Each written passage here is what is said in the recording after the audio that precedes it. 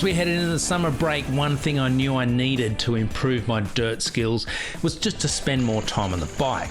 And nothing defines an Aussie summer like sunshine, pools and dirt bikes.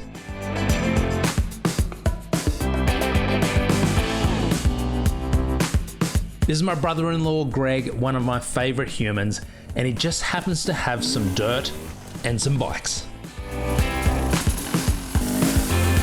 So what options do we have? With clearly no brand alliance, we have a Yamaha PW50, a 1980 Honda XR200 with sluggish 40-year-old suspension and drum brakes.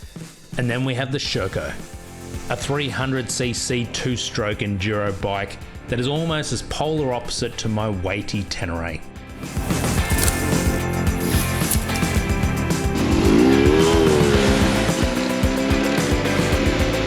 First challenge was getting the bikes running because neither had been out of the garage for a couple of years. The XR needed some grips, so MX store was just around the corner. The Sherco, being a two-stroke, needed the fuel drained and a refresh of fluids.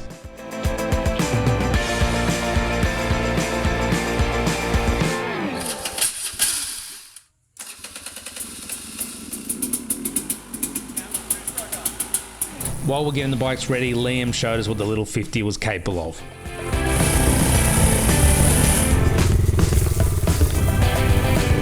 On previous trips, my son Lach had only ridden the little 50, and he's been nagging us for the last few years to get a motorbike, so he was chomping at the bit to have a go on the bigger bikes.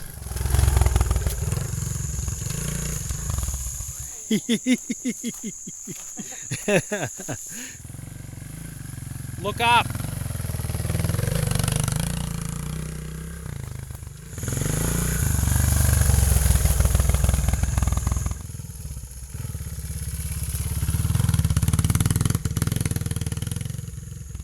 Just turn around down here.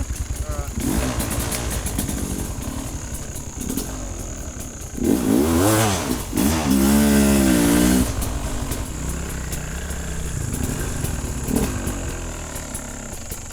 Just keep the momentum going. Just don't hesitate.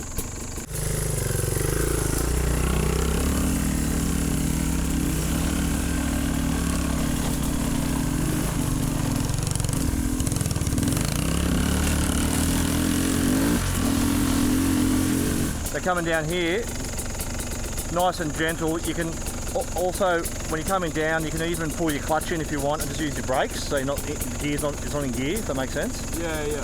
So just go nice and steady. Keep your hand, always keep your hand on near your clutch or on your clutch so you can pull it in, just in control so you don't take off. Yeah, yeah, yeah. It's easy. Whoa, oh, hold on. Oh, shit, you're right, mate. Yeah, I'm alright. You right? Yeah, I'm good. Okay. Oh, just on my knee, I just burned it a little bit. You're right. No cuts or... No. You don't try and stand up and be clever at standing up. Sit down, just keep your legs out, ready to go. Yeah. Use your brakes the whole way down. Yeah. Cool? Yep.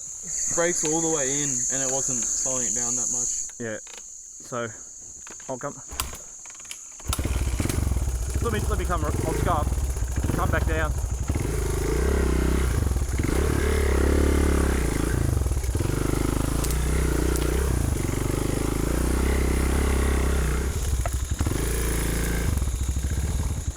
Clutch is in. Just use them. You can stop wherever you want, no problems. Back brake in front. So definitely, the brakes are definitely working.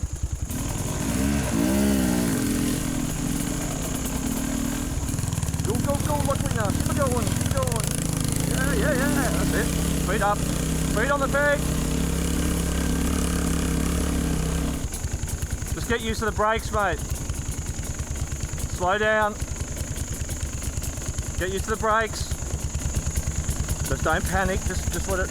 Just get used to that feeling on the brakes. And you have to keep your foot up for the back brake, of course. So you should try and keep the feet on the pegs, okay, as much as you can. Yeah, but just back brake. That's it.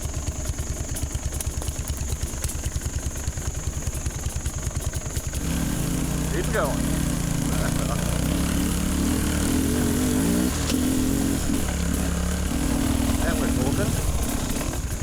better? Yeah, my hands. Sore? Yeah. You want a break? Yeah. We'll do one more lap.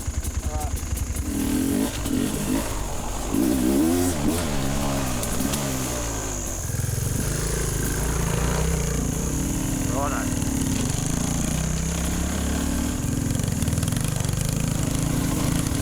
Keep going, keep going. Good work.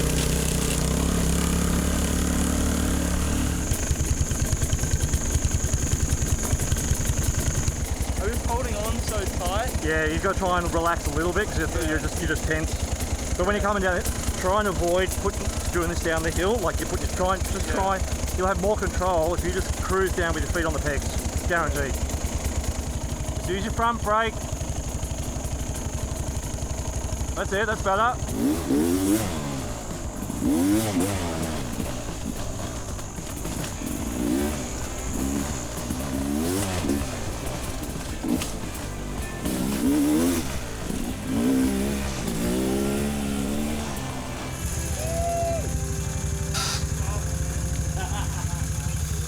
You had one good pranger.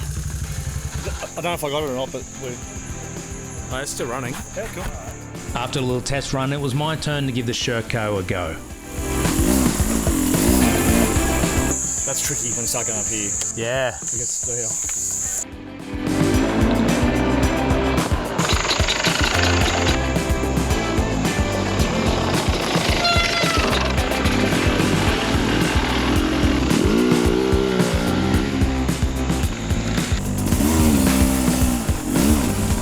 I would love to have seen what the 1008 would do through this same track, and whether I would approach it any differently.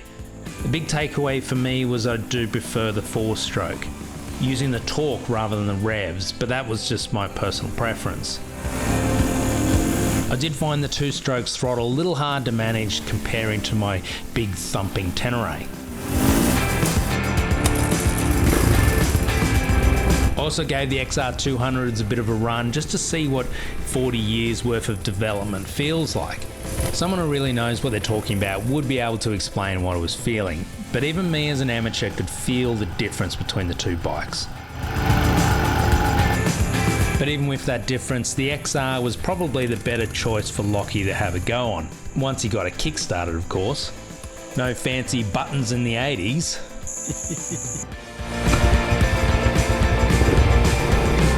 Once he got the hang of it, he was into it, and there was no holding him back and no stopping him. Even torrential rain wasn't going to stop him.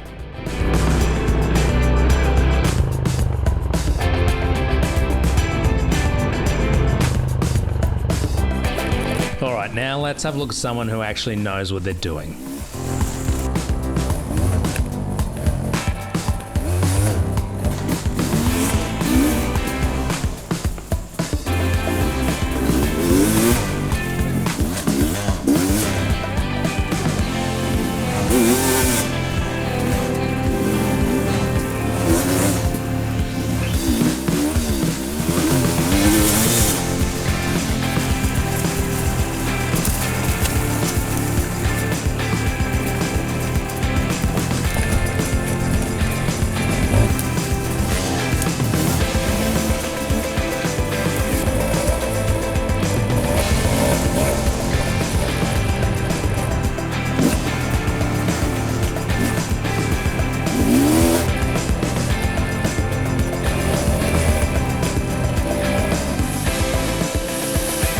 The big takeaway for me is weight.